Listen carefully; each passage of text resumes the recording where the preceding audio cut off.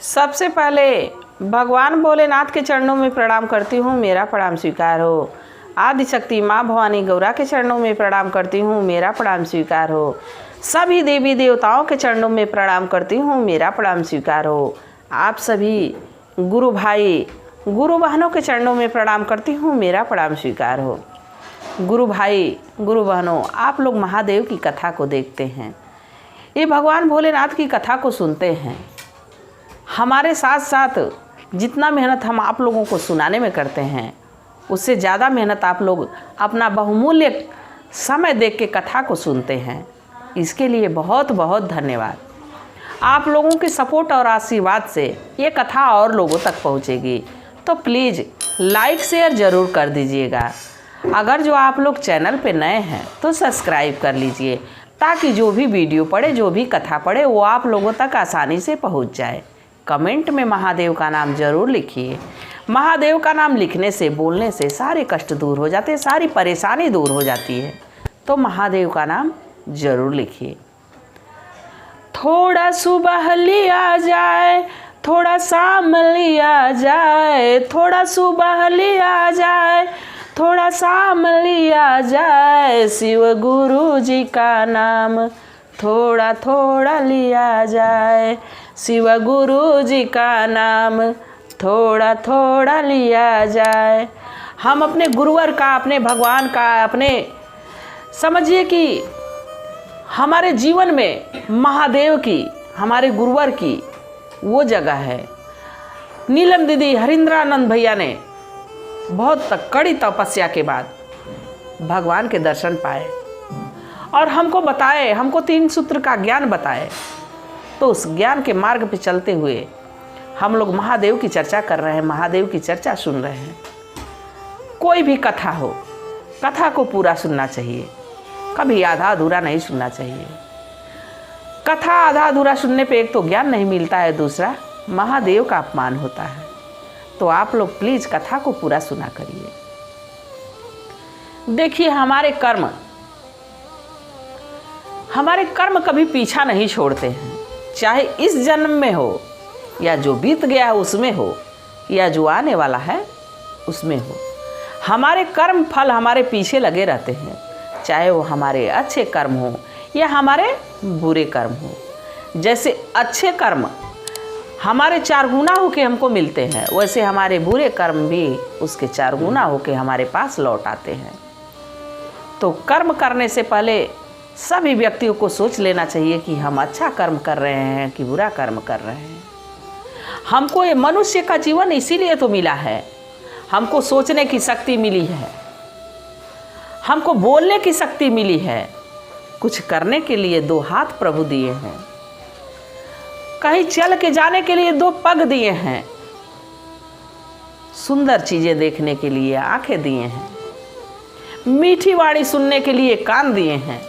जब इतनी चीज़ें हमको, हमारी इंद्रियां इतनी काम करती हैं, इतनी इंद्रियां हमारे पास हैं, तो क्यों हम अपने गुरुवर की चर्चा ना करें? क्यों हम अपने भगवान की चर्चा ना करें? क्यों दान धर्म ना करें? क्यों सद्मार्ग पे ना चलें?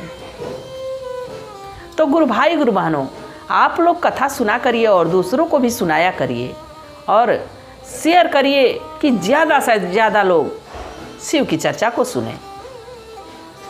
देखिए गुरु भाई गुरु बहनों, एक राज्य में एक राजा भद्रसेन थे। भद्रसेन की प्रजा बड़ी प्रसन्न रहती थी, बड़ी खुश रहती थी, क्योंकि वो बहुत न्यायप्रिय राजा थे भद्रसेन।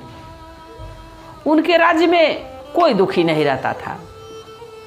वो इतना अनुभव से अपना राज्य चलाते थे और हमेशा समय समय पे प्रजा के बीच में जाके देखना कि हमारे प्रजा के साथ क्या गलत हो रहा है, क्या सही हो रहा है, कोई हमारे प्रजा को सता तो नहीं रहा है। जब राजा अपनी राजगद्दी छोड़ के अपनी प्रजा में जाने लगे, तो समझिए कि उस राज्य का विकास पूरे राज्यों से ज़्यादा रहेगा, क्योंकि जब राजा प्रजा के बीच जा रहा है तो प्रजा वाले खुश रहेंगे, और जब खुश रहेंगे तो अपने आप विकास बढ़ेगा।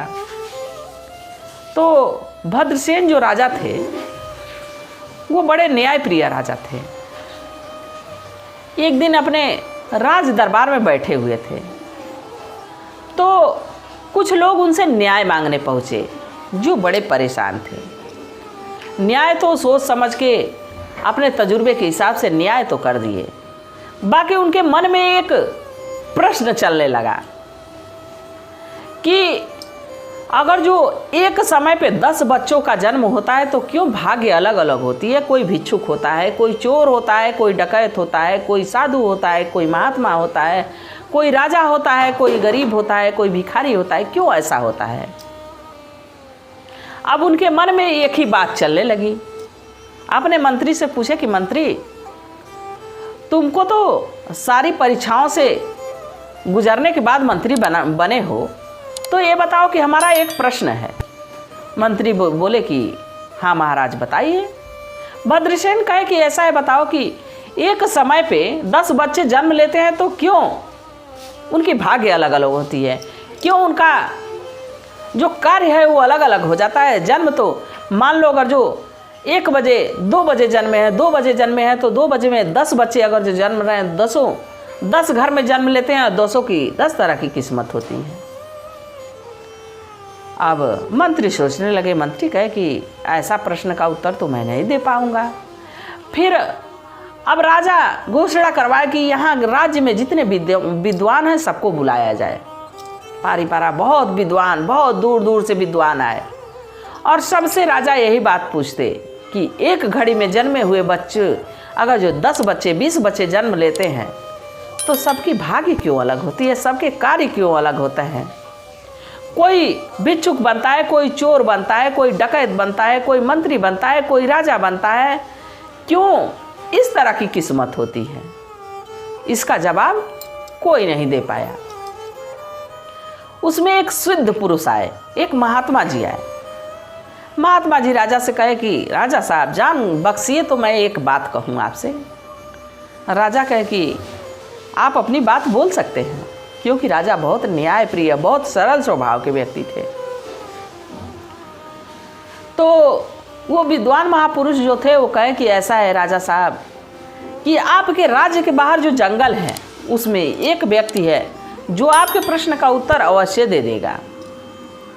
राजा अपने प्रश्न के उत्तर जानने के लिए उसको प्रणाम किए और कहे कि आपको बताने के लिए बहुत बहुत धन्यवाद, और इनको महात्मा जी का पता बताएं इसलिए इनको उचित इनाम दिया जाए और इनाम देके इनको विदा किया जाए। राजा उस महापुरुष को तो विदा कर दिए धन दौलत देके। बाकी उनका सवाल तो वही था। अब अपने सैनिक के साथ घोड़ा लिए अस्त्र शस्त्र से सजे और चल दिए। चलते चलते चलते चलते घोड़ा वहाँ जा रुका जहाँ वो जंगल में महात्मा जी थे। जब राजा अपने घोड़े से उतर के देख रहे हैं कि महात्मा जी जलता हुआ कोयला खा रहे हैं, वो महात्मा जी जलते हुए अंगारे मुंह में डाल रहे हैं, निकल रहे हैं, डाल रहे हैं, निकल रहे हैं। राजा उनके समीप गए, प्रणाम किए, कहे महात्मा जी मैं तो सुना हूँ आप बहुत सिद्ध पुरुष हैं, बाकी तो देखने को भी मिल गया। ये बताइए आप जलता हुआ अंगारा क्यों खा रहे हैं, क्यों कोयला खा रहे हैं। महात्मा जी मुस्कुराए, कहे कि सब ये हमारे कर्मों का फल है। ये बताइए राजन कि आपने हमको बुला लिया रहा था, आप क्यों आए। राजा कहे कि प्रश्न हमारा था तो इसलिए चल के हमारा ही आना उचित है, तो हम आपके पास चल के आए हैं, हमारे प्रश्नों का आप उत्तर दे दीजिए। तो राजा उनसे प्रश्न किए कि ये बताइए महात्मा जी कि एक ही समय पे 10 बच्चे जन्मते हैं तो क्यों 10 की किस्मत अलग अलग होती है, क्यों 10 घर में कोई राजा बनता है, कोई मंत्री बनता है, कोई चोर बनता है, कोई डकैत बनता है, कोई सिपाही बनता है, मतलब तरह तरह की किस्मत क्यों एक ही घड़ी में जन्मे हुए बच्चों की हो जाती है। महात्मा जी मुस्कुराए, कहे कि राजन इस प्रश्न का उत्तर तो मैं नहीं दे सकता। हाँ, इस जंगल के अगले छोर पे एक सिद्ध महात्मा जी हैं, वो जरूर आपके प्रश्न के उत्तर दे देंगे। राजा महात्मा जी को प्रणाम किए, फिर घोड़े पे आसवार हुए और चल दिए दूसरे छोर पे। दूसरे छोर पे जब गए तो देखे कि वहाँ जो महात्मा जी हैं वो मिट्टी फाँक रहे हैं। अब महात्मा जी घोड़े से उतरे, बड़े अचरज से देख रहे हैं कि देखो इस जंगल में फल फूल इतने हैं, पेड़ पौधे इतने हैं, बाकी महात्मा जी क्यों मिट्टी फाँक रहे हैं।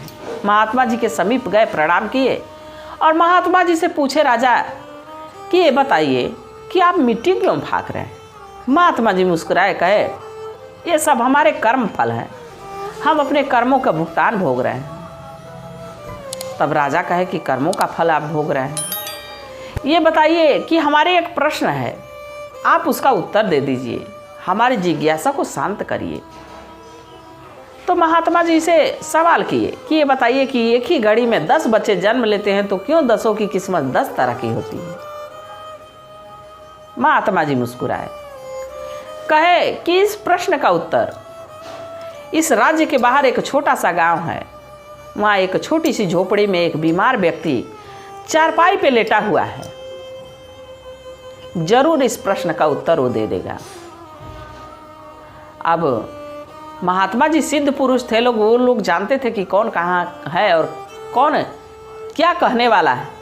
राजा के सवाल का जवाब तो इन लोगों के पास था, पर देना नहीं चाहे। वो उचित स्थान पे उनको भेज रहे थे कि जहाँ उनके प्रश्नों का उत्तर मिल जाए और उनकी जिज्ञासा शांत हो जाए। अब राजा महात्मा जी को प्रणाम किए और वहाँ से फिर घोड़े अस्वार हुए चल दिए। चलते चलते उस गांव में पहुँचे। एक छोटा सा गांव था, गांव के बाहर ही एक छोटी सी झोपड़ी थी, उसमें एक व्यक्ति बिल्कुल मृत्यु के कगार पे चारपाई पे लेटा हुआ था, ना बोल पा रहा था, ना उठ पा रहा था, ना चल पा रहा था, बिल्कुल चारपाई पे लेटा हुआ था बीमार अवस्था में। राजा पहुँचे, राजा उसकी दशा देखे, उसकी दुर्दशा समझिए देखे, राजा बेचैन हो उठे। राजा अपने सैनिकों से कहे कि तुरंत इनकी सेवा भाव की जाए, तुरंत इनको नहलाए धुलाया जाए। जब नहला धुला के थोड़ा उनको पानी वानी पिलाया गया तो उठ के बैठे। जब उठ के बैठे तो राजा कहे कि महात्मा जी, मैं आपसे एक प्रश्न करने आया हूँ। कहे कि ये बताइए कि एक ही समय पे 10 बच्चे जन्म लेते हैं तो क्यों 10 की किस्मत अलग होती है। क्यों कोई चोर बनता है, कोई डकैत बनता है, कोई राजा बनता है, कोई मंत्री बनता है, कोई भिक्षुक बनता है। तो वो जो चारपाई पे लेटा हुआ व्यक्ति था वो कहा कि ये सब हमारे कर्मों का फल है। देखिए राजा साहब, आप यहाँ तक आए हैं तो मैं आपके सवाल का जवाब भी दे देता हूँ। जो जंगल में 2 महात्मा जी मिले थे वो हमारे ही भाई हैं और आप भी हमारे ही भाई हैं, और हम सब चारों अपने अपने कर्मों का फल भोग रहे हैं। पिछले जन्म में हम चारों भाई थे और हम लोग भोजन करने बैठे हुए थे। हम लोग भोजन करने जब बैठे हुए थे तो एक भिक्षुक आया, और जब भिक्षुक आया भिक्षा मांगने लगा तो जो पहले महात्मा जी मिले थे वो कहे कि मैं अपना भोजन दे दूंगा तो क्या मैं अंगारा खाऊंगा। तो आज अंगारा खा रहे हैं। फिर दूसरा भाई वो बोला कि हम अगर जो अपना भोजन तुमको खिला देते हैं तो क्या हम मिट्टी खाएंगे। तो वो जंगल में मिट्टी खा रहा है। और हम बोले थे भिक्षुक से कि अगर जो हम अपना भोजन तुमको करा देंगे, हम अपने थाल का भोजन तुमको खिला देंगे तो क्या मैं बीमार होकर मरूंगा। और साथ ही तुम भी भोजन कर रहे थे, बिना सोचे समझे तुमने अपना भोजन का थाल उस भिक्षुक को खिला दिया। तो भिक्षुक तृप्त हुआ क्योंकि कई दिन का भूखा हुआ था, और जब भोजन खाया तो वो आशीर्वाद दिया कि अगले जन्म में तुम राजा की जीवन जियोगे, राजा बनोगे, राजा की तरह तुम्हारा सम्मान होगा, सो तुम राजा हो। तो सब हमारे ये कर्म फल हैं। राजा अपनी प्रश्न के उत्तर को पाके बड़ा प्रसन्न हुए। कहे कि अब से आप चारों की मैं सेवा करूंगा, आप चारों चलिए हमारे साथ, आप तीनों चलिए, हमारे राज्य में किसी चीज़ की कमी नहीं है। तब वो बीमार व्यक्ति बोला कि नहीं भाई, देखो पिछले जन्म में हम लोग क्या ऐसा कर्म किए कि इस जन्म में भोग रहे हैं, तो इस जन्म में अपना कर्म जो है उसको भोग के ख़त्म कर लेने दो कि आने वाला अगला जीवन जो है हम लोगों का कम से कम सुखमय हो। तब राजा भद्रसेन बताए कि आप लोग महादेव की शरण में जाइए, महादेव की पूजा करिए, महादेव को गुरु बनाइए, महादेव की अर्चना करिए, महादेव की वंदना करिए, जरूर आप लोगों को मुक्ति मिलेगी। तो गुरु भाई गुरु बहनों, सब हमारे कर्मों के फल हमारे जीवन में आते जाते रहते हैं। हम घबरा जाते हैं कि दुख क्यों आ गया, बाकी ये दुख तभी आता है जो हमारे कर्म हैं, और सुख भी हमारे कर्मों के हिसाब से ही आता है। अगर जो हम सदकर्म करते हैं, अच्छा कर्म करते हैं, दान पुण्य करते हैं, किसी भूखे दुखों को भोजन कराते हैं निस्वार्थ भाव से, तो जरूर एक ना एक दिन हमको भिक्षुक से राजा बना के ही छोड़ता है। और ये मैं ऐसे ही नहीं कह रही हूँ, ये मेरे साथ घटित हुई घटना आप लोगों के साथ शेयर कर रही हूँ कि मैं भी बहुत परेशान रहती थी, पर आज महादेव का नाम लेने से, आप लोगों के साथ महादेव की चर्चा को बांटने से जो सुख और आनंद मुझे मिलता है वो मैं बयां नहीं कर सकती।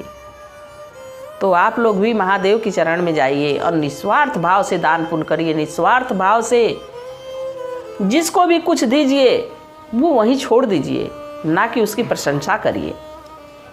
महादेव जरूर आपके साथ रहेंगे। मैं भी महादेव से यही प्रार्थना करती हूँ कि हे भोलेनाथ, हे शिव गुरु, जो इस कथा को सुन रहा हो, देख रहा हो, उस पर अपनी कृपा दृष्टि बनाए रखिए। इसी कामना के साथ हर हर महादेव।